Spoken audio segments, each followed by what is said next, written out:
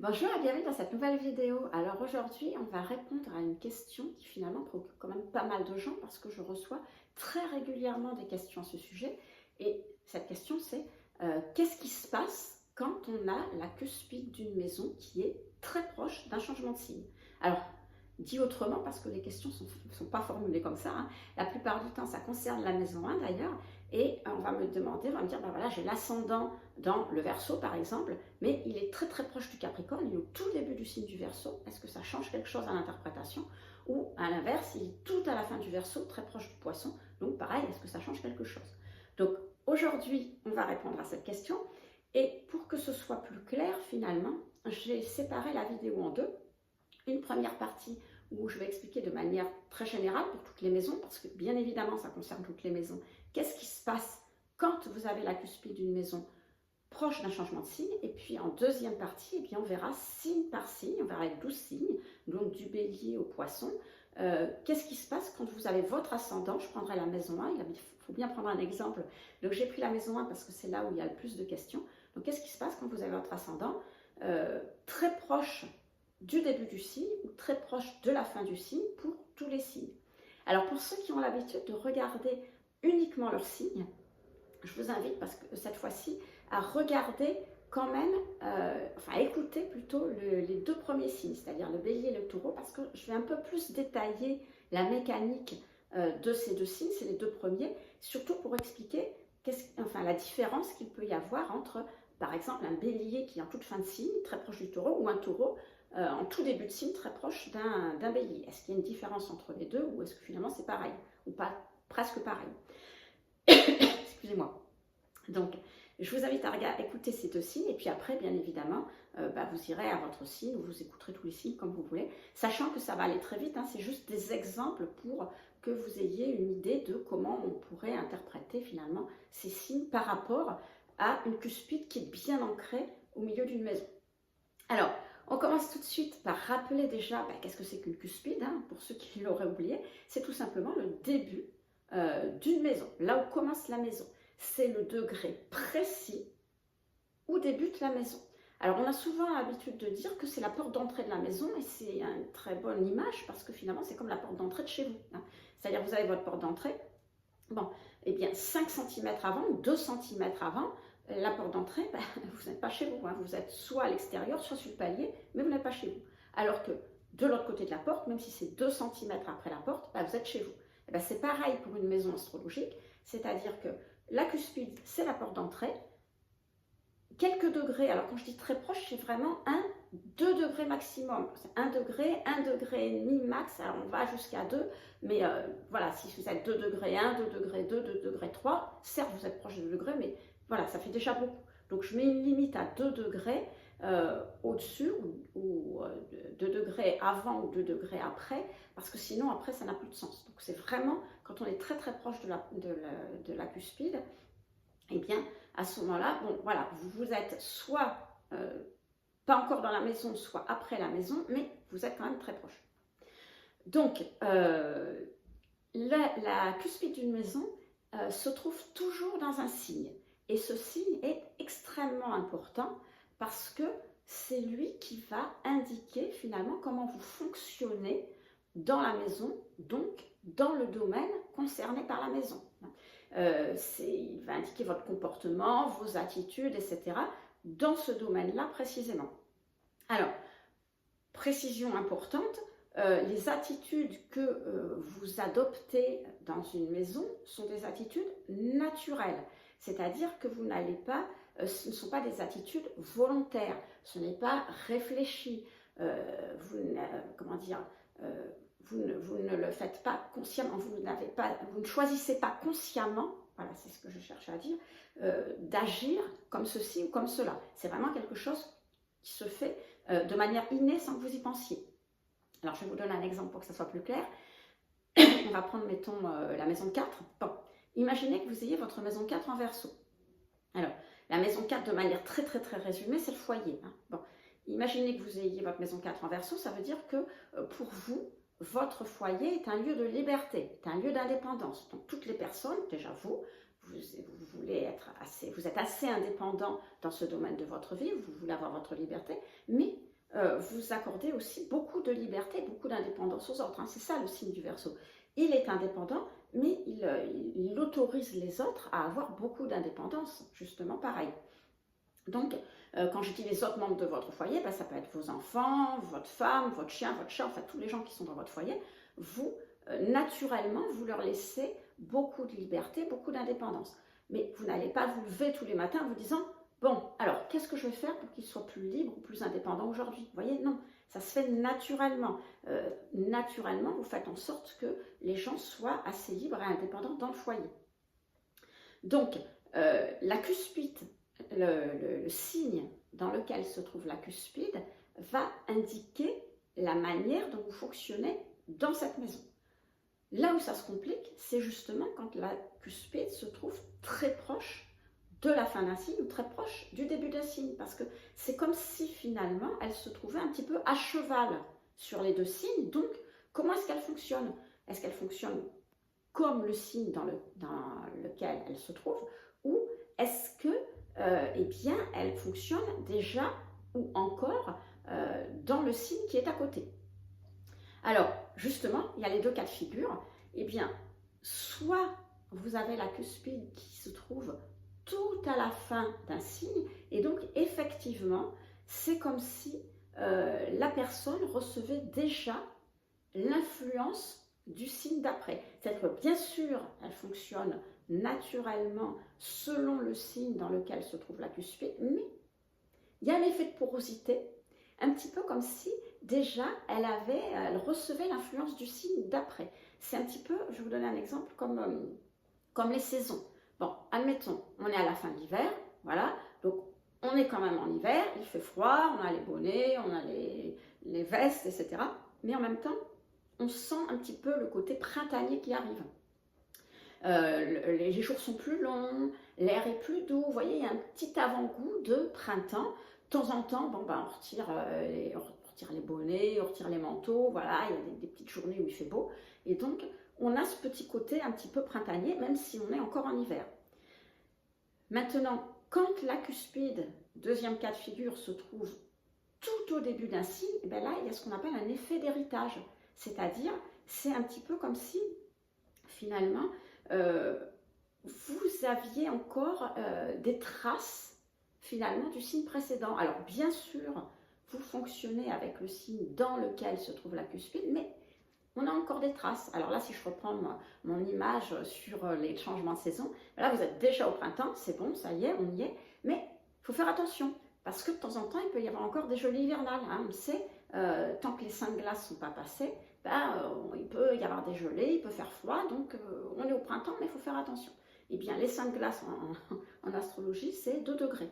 2 degrés à partir de la cuspide. Jusqu'à 2 degrés, on a encore des traces du signe précédent. Donc, si je résume ce que je vous ai dit jusqu'à présent, quand on a la cuspide d'une maison très très proche d'une fin de signe ou d'un début de signe, le signe référent, de toute façon, c'est celui dans lequel se trouve la cuspide. C'est forcément ce signe-là. Il n'y a pas, à partir du moment où elle a même si elle est à 0,05 degrés dans un signe, c'est le signe dans lequel elle est.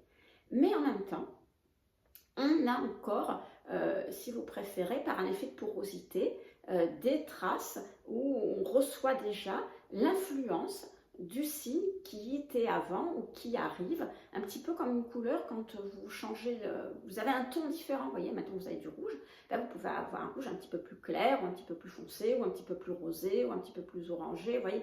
Mais ce que je veux dire, il y a des petites tonalités différentes, mais on est bien dans le rouge. Alors si je vous donne un autre exemple plus astrologique, on va prendre la maison 7 cette fois. Bon, imaginez que vous ayez votre maison 7 tout à la fin du taureau, très à la fin du taureau. Bon, une maison 7 en taureau, vous êtes, comment dire, très attaché à vos partenaires. Voilà. Et en même temps, on sent, alors la personne ressent elle-même, et puis on sent chez cette personne comme, c'est comme si elle avait envie d'un peu plus de légèreté, peut-être un peu plus de diversité. Vous voyez, on commence à ressentir un petit peu l'influence du Gémeaux, même si elle ne se comporte pas comme un Gémeaux, parce que vraiment sa cuspide, elle est en taureau. Donc ça, il faut bien se le dire. La cuspide dans laquelle une maison, c'est celle-là qui compte. Mais voilà, on a encore des petites influences de la maison. de la maison, du signe, donc qui va suivre ou qui précède. Alors voilà pour les généralités. Maintenant, on va voir un petit peu signe par signe, justement, qu'est-ce qu'on peut dire. Alors ça va être un peu plus concret pour ceux qui n'ont pas trop l'habitude et ça vous permettra d'avoir des pistes, justement, pour pouvoir interpréter quand vous avez une cuspide en début ou en fin de signe. Avant de commencer, je vous rappelle que si l'astrologie vous intéresse, eh bien, vous pouvez recevoir encore plus de contenu gratuit tout simplement en cliquant sur le premier lien dans la description. Si vous cliquez sur ce lien, eh bien, vous recevrez un mail entre chaque vidéo où je traite de sujets différents des vidéos, bien sûr. Alors, dernièrement, peut-être de plus en plus, je vais faire des sujets qui traitent de l'astrologie un peu plus classique, parce qu'il y a plein de choses dont on ne parle plus, alors qu'ils sont toujours d'actualité, hein, ça ne veut pas dire qu'ils n'existent plus, mais dont on ne parle plus, qui sont plutôt plus événementiels finalement que psychologiques, hein, puisque depuis le milieu du siècle dernier, on est arrivé sur une astrologie plus humaniste, donc c'est plus psychologique, mais parfois il y a des choses intéressantes, donc je vais peut-être faire des petites séries là-dessus, enfin on verra. Bon bref, de toute façon, c'est des mails, des sujets, pardon, qui sont différents de ceux des vidéos, donc si ça vous intéresse, c'est le premier lien dans la description, et puis c'est gratuit, donc n'hésitez pas à cliquer sur ce lien. Alors, on va commencer par les béliers, et on va voir ce qui se passe quand vous avez un bélier qui se trouve en tout début de cuspide. Donc déjà un bélier, il faut rappeler que, comment dire, les caractéristiques du bélier, c'est quelqu'un qui est dans l'action, c'est quelqu'un qui va foncer, c'est quelqu'un qui va prendre des initiatives, vous voyez. Bon. Donc, un bélier qui est en tout début de signe, il est comme ça. Mais en même temps, si vous préférez, il reçoit encore, comme je vous disais, il a encore des traces du poisson, et donc, le poisson, c'est le côté sensible du poisson, et on va avoir un bélier qui, certes, va prendre des initiatives, mais qui va être plus intuitif, c'est-à-dire qu'il va plus se baser sur son intuition, enfin, qui va plus tenir compte, je dirais, de son intuition que le ferait un bélier pur jus de milieu de signe qui ne tient pas du tout compte de ses intuitions, qui est beaucoup plus pragmatique que ça, vous voyez. Alors maintenant, si vous avez un bélier qui se trouve en fin de signe très proche du taureau, alors là on a toujours quelqu'un qui fonce, qui prend des initiatives, etc. Mais on ressent déjà le côté un peu plus, le besoin de plus de stabilité, de sécurité du taureau. Et donc, on va avoir quelqu'un qui va prendre des initiatives, mais qui va faire attention à quand même pas tout remettre en question en prenant des initiatives, c'est un peu sans réfléchir, à partir bien en tête, vous voyez. On ressent un côté un peu plus déjà, comment dire, pragmatique. Alors, on n'est pas dans le taureau, mais il y a par certains côtés, dans les réactions de cette personne et dans la manière où elle se comporte, des petits côtés taureau qui arrivent, des petits côtés de dire ouais, attention, si je fais ça, c'est quand même un peu risqué, etc. Vous voyez ce que je veux dire? Alors maintenant, si on passe au taureau, justement, le taureau, c'est le côté pragmatique, on a besoin de construire, on a besoin de sécurité.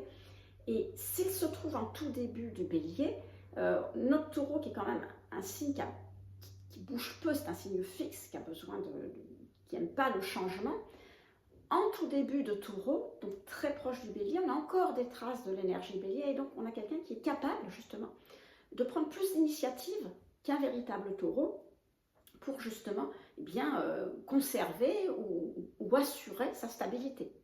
Alors vous allez me dire, c'est quoi la différence entre un bélier de fin de signe et un taureau de début de signe? Parce que finalement, on pourrait penser que c'est pareil. Alors effectivement, dans l'apparence, dans les manières de réagir, parfois, on peut avoir l'impression que ça va être on peut avoir des difficultés à reconnaître, puisque pour la maison 1, c'est l'ascendant, donc l'ascendant, c'est le comportement extérieur, donc on peut avoir des difficultés à reconnaître un ascendant bélier très fin de signe ou un ascendant taureau très début de signe, parce qu'il y a des échanges entre les deux.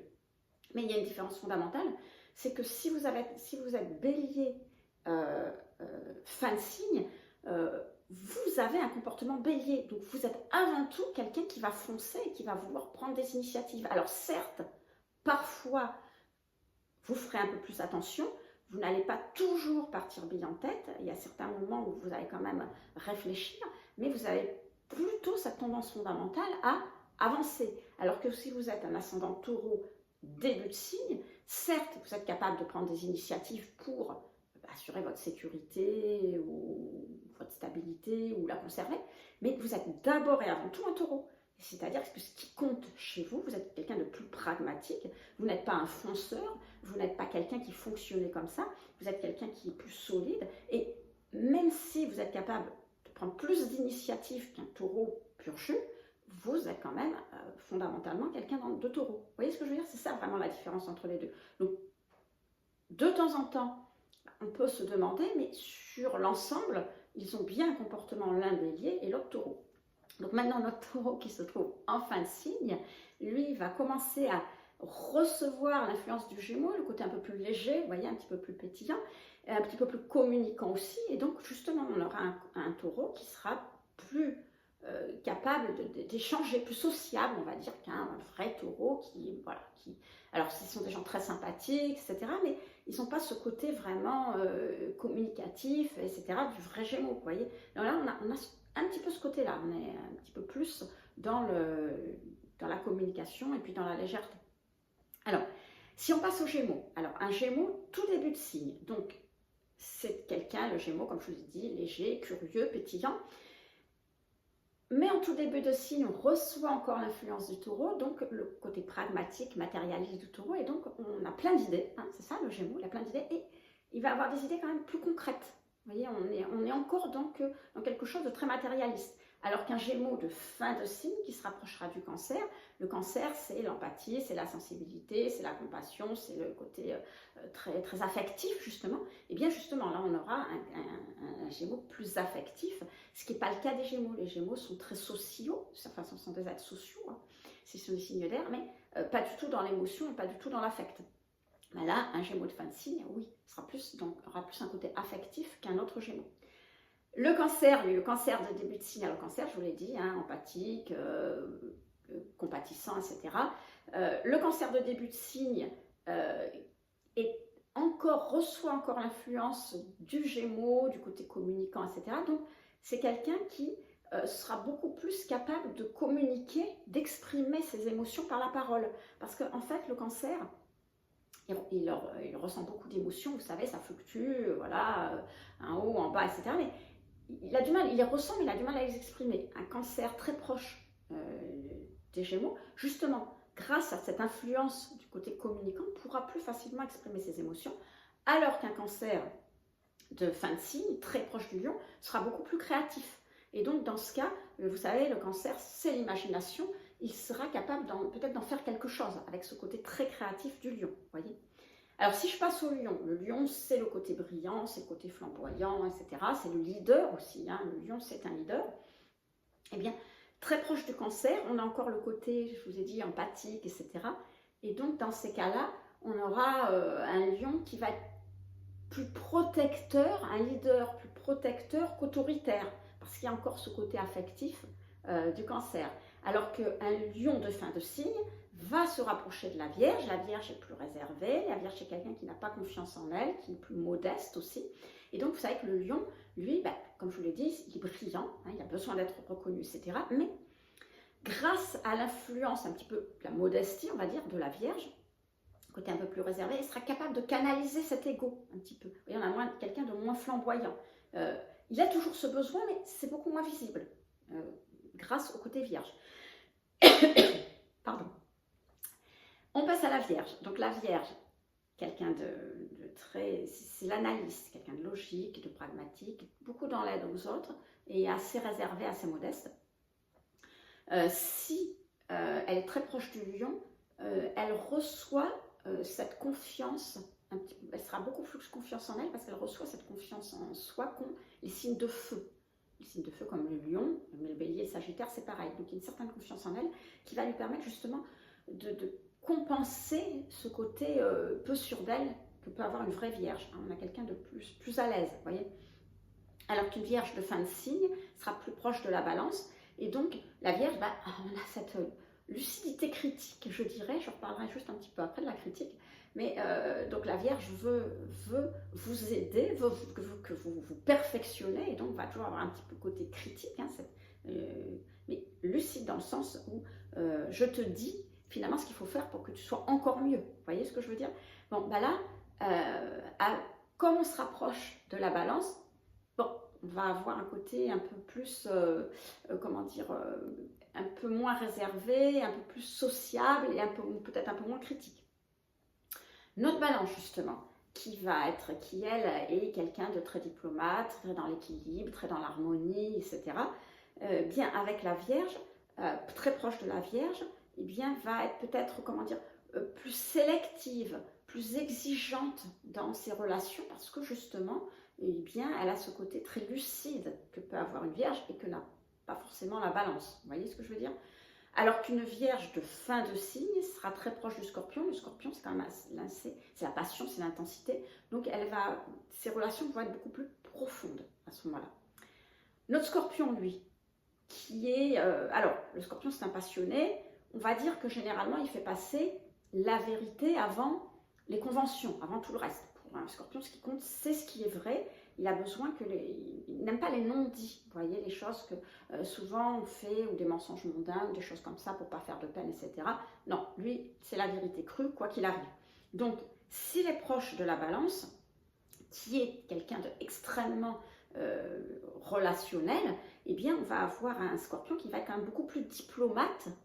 Alors ça ne dure pas, hein, c'est 2 degrés seulement, mais beaucoup plus diplomate que peut l'être un vrai Scorpion. Vous voyez, parce que justement, il a encore l'influence de la Balance qui est dans la recherche d'équilibre et d'harmonie.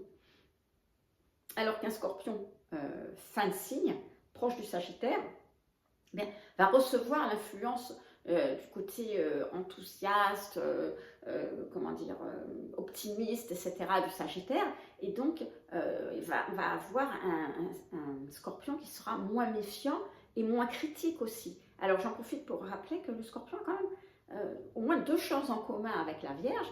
Déjà, c'est le signe, le symbole, hein, ce sont des symboles qui sont presque pareils, et puis aussi c'est le côté critique.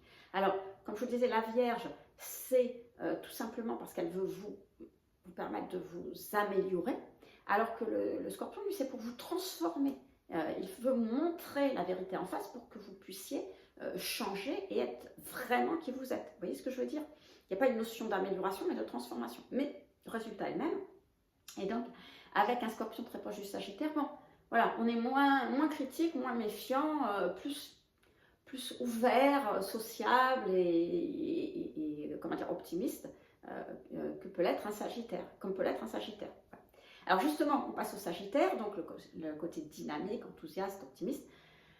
Évidemment, un Sagittaire qui est très très proche du Scorpion reçoit encore les influences du Scorpion et donc, quelque part, il va être un peu moins optimiste, un peu plus prudent et un peu plus tenace aussi. C'est-à-dire que le Sagittaire est un signe mutable, donc il a tendance à passer rapidement à autre chose quand ça ne va pas, alors que le Scorpion étant un signe fixe, bon, ben non, on ne change pas, on continue, on continue, on continue. Donc ça va apporter ce côté, pour les tout premiers degrés du signe du Sagittaire, ce côté un peu plus, je lâche pas le morceau, quoi, vous voyez, un peu plus tenace. Alors qu'un Sagittaire fin de signe, qui sera très proche du Capricorne, va recevoir le côté très ambitieux du Capricorne. Vous savez, le Capricorne, c'est celui, voilà, il gravit la montagne, donc il a des rêves, il veut les réaliser.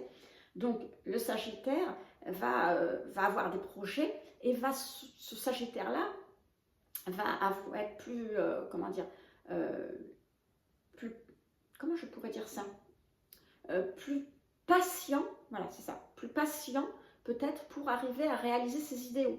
Parce que comme je vous le disais, le Sagittaire, c'est un signe mutable. Donc voilà, je me lance, ça marche tant mieux, ça marche pas, c'est pas grave, j'aurai de l'expérience et je réessaye autre chose. Vous voyez, pour le Sagittaire, c'est le chemin qui compte. Là, avec l'influence du Capricorne, on va être beaucoup plus patient pour arriver à réaliser ce que l'on veut. Et c'est un petit peu pareil pour un Capricorne de début de signe. Un Capricorne, alors là, on est vraiment dans le Capricorne, donc quelqu'un de réaliste, d'ambitieux et de très pragmatique, mais tout comme le Sagittaire de fin de signe sera un peu moins optimiste, un petit peu plus pessimiste, eh bien le Capricorne de début de signe sera un peu plus optimiste. Hein. Vous voyez, il y a un effet de porosité entre les deux. Mais il a encore le côté idéaliste finalement du Sagittaire et donc on a un Capricorne plus visionnaire pour les projets, pour les ambitions qu'il va vouloir réaliser. Vous voyez, on voit les choses peut-être un peu plus en grand que ne pourrait le faire un Capricorne, un vrai Capricorne, un Capricorne dont la maison est bien ancrée en milieu de signe. Alors qu'un Capricorne de fin de signe, on est très proche du Verseau, du côté original du Verseau. Et donc, on va se lancer dans des projets. Certes, on va vouloir réaliser des projets, bien sûr, mais des projets plus innovants. Vous voyez, il y a un petit côté, voilà, quelque chose qui est un petit peu différent. Oui. Alors, si on passe au Verseau, un Verseau, c'est le côté, comment dire, innovant, original du Verseau. Si on est proche du Capricorne, on reçoit encore l'influence du côté sérieux et réservé du Capricorne. Donc là, on a un Verseau qui va être plus sérieux, oui, on va dire ça comme ça. D'autant plus qu'il ne faut pas oublier que le Verseau a 2 mètres. Il a Uranus, bien sûr, pour l'originalité, mais il y a aussi Saturne.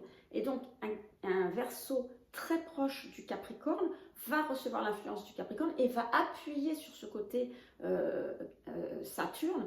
Donc, on va avoir un Verseau plus sérieux, peut-être plus traditionnaliste que les autres Verseaux. En tout cas, qui va chercher parfois à contrôler un petit peu, à moins exprimer son originalité. Alors qu'un Verseau de fin de signe sera touché par l'influence des Poissons. L'influence des Poissons, c'est la sensibilité du Poisson. Et donc, on va avoir quelqu'un qui va être beaucoup plus humaniste. Alors déjà, le Verseau est très ouvert aux autres, etc. Mais c'est un signe d'air, hein, comme je vous en parlais pour les Gémeaux tout à l'heure. Les signes d'air, bon, voilà, ils ne sont pas empathiques, hein, les signes d'air. Ils sont sociaux, mais pas empathiques. Là, on va être plus... justement, on va avoir ce côté du Poisson et plus humaniste. C'est un Verseau plus humaniste que les autres. Et je termine avec les Poissons. Donc un Poisson de début de signe. Alors les Poissons, on sait, ce sont des rêveurs. Hein, voilà, c'est le signe le plus rêveur du zodiaque. Mais avec le Verseau, on va avoir quelqu'un donc qui va avoir encore le côté un peu plus libre et indépendant que peut l'être un véritable Poisson. Le Poisson, c'est un rêveur, mais c'est aussi quelqu'un qui a le don du sacrifice. En général, il va souvent se sacrifier pour les autres, il va mettre les autres avant lui-même, parce que c'est comme ça, c'est dans sa nature. Nous sommes un grand tout, voilà. Donc, souvent, les autres passent avant lui. Avec un Poisson de tout début de signe, c'est un petit peu moins le cas, parce qu'on a ce côté, moi je veux faire ce que je veux, voilà. Donc, et on va ressentir encore ça chez ce Poisson, alors qu'un Poisson de tout à fait fin de signe ressentira déjà les énergies Bélier dont je vous ai parlé tout à l'heure. C'est le côté dynamique, c'est le côté je prends des initiatives, etc. Et donc là, on va avoir un Poisson beaucoup plus fort, capable de se prendre en main et de prendre des initiatives pour se prendre en main, ce qui n'est pas forcément le cas des Poissons, qui souvent, on va le dire, alors c'est pas le cas de tous les Poissons, bien sûr, parce qu'il faut, là je vous parle que d'une maison, je ne vous parle que de l'ascendant, donc il faut voir tout le reste du thème, mais un ascendant Poisson a plutôt tendance à se laisser porter par les autres, à vouloir que les autres le prennent en main. Là, un Poisson de tout fin de signe, c'est pas le cas, voilà, il va se prendre en main, il est capable d'être plus fort et de se prendre en main.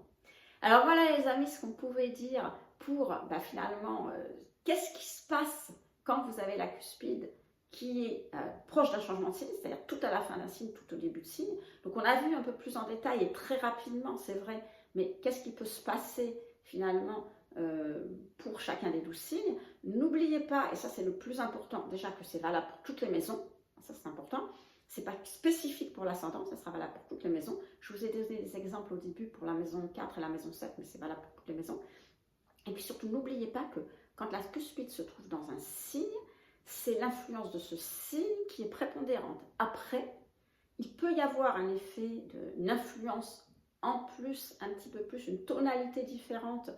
Comme je vous ai dit, quand vous êtes à 1 degré et demi, un peu moins du signe, proche du signe précédent ou du signe suivant, mais c'est quand même de manière primordiale l'influence du signe dans lequel est la cuspide qui compte. Alors voilà ce qu'on pouvait dire sur cette question. J'espère que ça aura justement répondu aux questions que vous me posez, que ça vous aura aidé. Et puis moi je vous dis à très vite pour une prochaine vidéo.